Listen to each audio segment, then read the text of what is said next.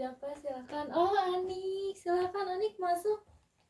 Oke, baik. Oke, bentar ya, ditutup dulu. Oke.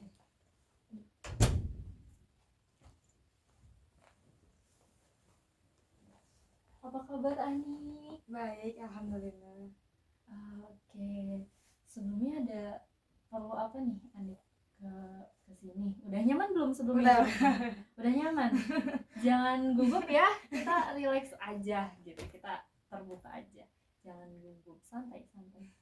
Ya udah nyaman nih posisinya. Udah. Oke, udah nyaman. Kenapa nih kira-kira ada yang perlu dibicarakan atau diceritakan gitu? Mau cerita aja sih. Cerita apa tuh kalau boleh tahu? Tentang... Kayaknya gugup deh. Santai aja. Kalau gugup kita teknik pernafasan dulu. Gimana tuh? Oke, kita pakai 486. Jadi tarik dari hidung, tahan, lalu buang. Seperti itu. Biar lebih rileks ya. Ini yang benar-benar ya. Tarik nafasnya, takutnya malah makin gugup gitu ya. Oke, Anik, mulai ya. Kita tarik, tahan, lalu buang lewat mulut. Oke, sekali lagi ya, sampai 3 kali ya. Oke, tarik, tahan, oke, lalu buang. Oke, 1 kali lagi ya nih. Oke, tarik, tahan, lalu buang. Oke, bagaimana nih perasaan kamu setelah teknik pernapasan tadi? Lebih enak. Oke, jadi bisa lebih relax dan bercerita gitu ya. Oke, mau cerita apa tadi? Tentang manage waktu sih Kak. Manage waktu. Kan aku maba ya, jadi masih susah buat manage waktu buat kuliah ataupun ikut organisasi yang lain gitu.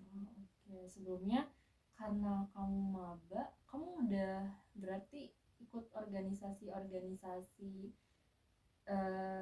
di luar kampus atau memang di dalam kampus saja, internal saja? Organisasi masih kader sih. Ikut himpunan jurusan aja. Kayak magang gitu ya, organisasi yang masih di magang kader. Kaderisasi. Oke, sebelumnya Anik udah pas ospek kemarin itu setahu saya itu ada bahan ajar tentang manajemen waktu. Nah, kira-kira bener gak itu ada tentang talk show manajemen waktu di situ, atau di tahun ini nggak ada? Aduh, aku lupa lagi. Lupa. Tapi sebelumnya Anik udah pernah tahu belum kalau misalnya di dunia perkuliahan itu pasti berkaitan sama manajemen waktu? Udah, tapi mungkin belum yang terjun langsung, dan sekarang kan baru tahu gitu. Sangat hektik ini gitu. Oke, Anik biasanya kalau misalnya kan Anik masih bingung ya cara buat memanage waktu yang baik itu kayak gimana, seperti apa biar semuanya tuh berjalan dengan sempurna, dengan baik. Nah, sebelumnya Anik tuh ada usaha gak biar Anik tuh bisa manajemen waktu itu dengan baik gitu? Ada usaha gak dari Anik sebelum datang ke sini gitu? Kayak misal Anik itu membuat to-do list, kayak jam segini Anik mau makan, terus setelah itu Anik mau mandi, setelah itu Anik berangkat kuliah gitu. Udah pernah belum seperti itu? Nggak ditulis sih, paling kayak plan gitu loh, tapi nggak sampai ditulis gitu, cuman kayak abis ini nggak ini. Oke, nggak ditulis, cuman nge-planning seperti itu ya. Nah, Anik ngerasanya kalau misalnya nge-plan itu efektif nggak di diri Anik?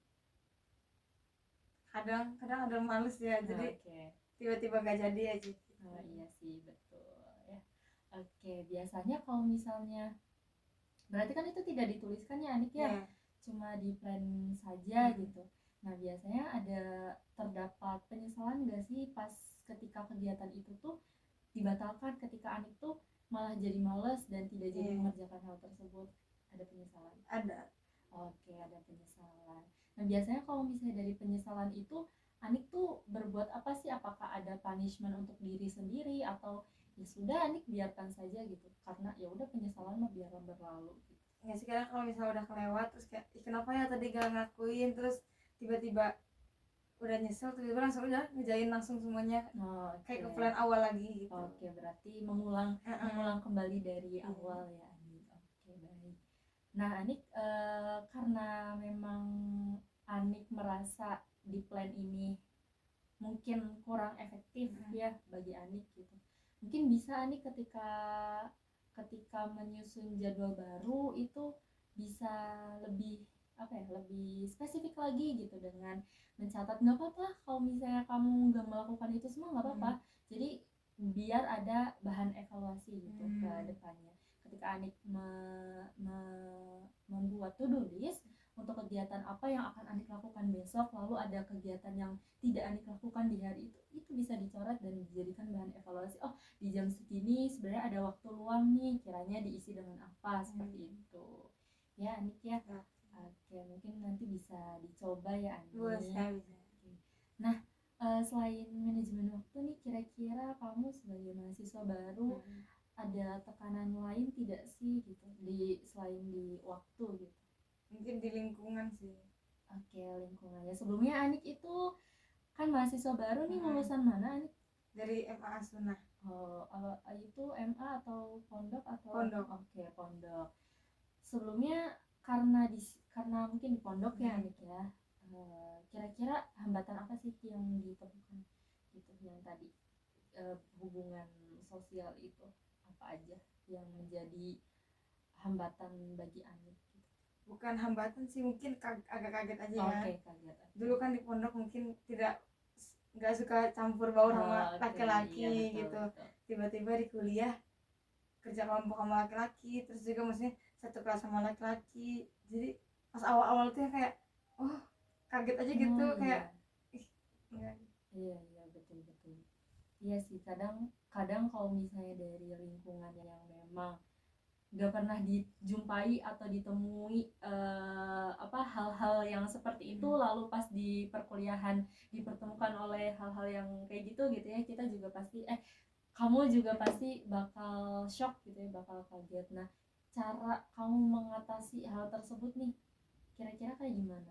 Apakah kamu kayak aduh aku menjauhi laki-laki gitu, atau kayak ya udah biasa aja, atau memang karena memang belum pernah bertemu gitu ya sebelumnya, kayak nggak pernah bercampur baur malah jadi kayak excited gitu, atau kayak gimana kamu mensikapi itu? Mungkin kalau awal-awal kayak biasa aja sih, mungkin dari awal juga biasa aja, tapi kalau sekarang mungkin berbaur gitu. Nggak yang menjauhi diri. Berarti sudah mulai terbiasa ya dengan lingkungan di perkuliahan ini. Baik. Kalau misalnya dari sisi lingkungan kan tadi sempat kaget juga. Nah, kalau misalnya dari sisi pertemanan kayak gimana? Teman aman aja sih aku, maksudnya enjoy aja kalau buat teman-teman. Have fun ya. Enjoy.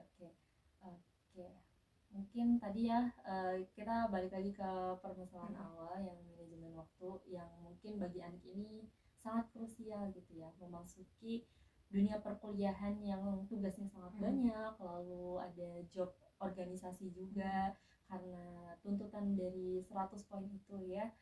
Jadi di sini kita lakukan evaluasi ya nih, karena kan konseling itu tidak hanya sekali pertemuan, itu tergantung, bisa jadi 6 pertemuan atau 5 pertemuan. Nah, untuk kedepannya saya mau nanti Anik membuat, kita nih ada kesepakatan Anik. Jadi ketika balik lagi di minggu depan, Anik itu sudah memulai progres apa gitu tentang manajemen waktu tadi gitu.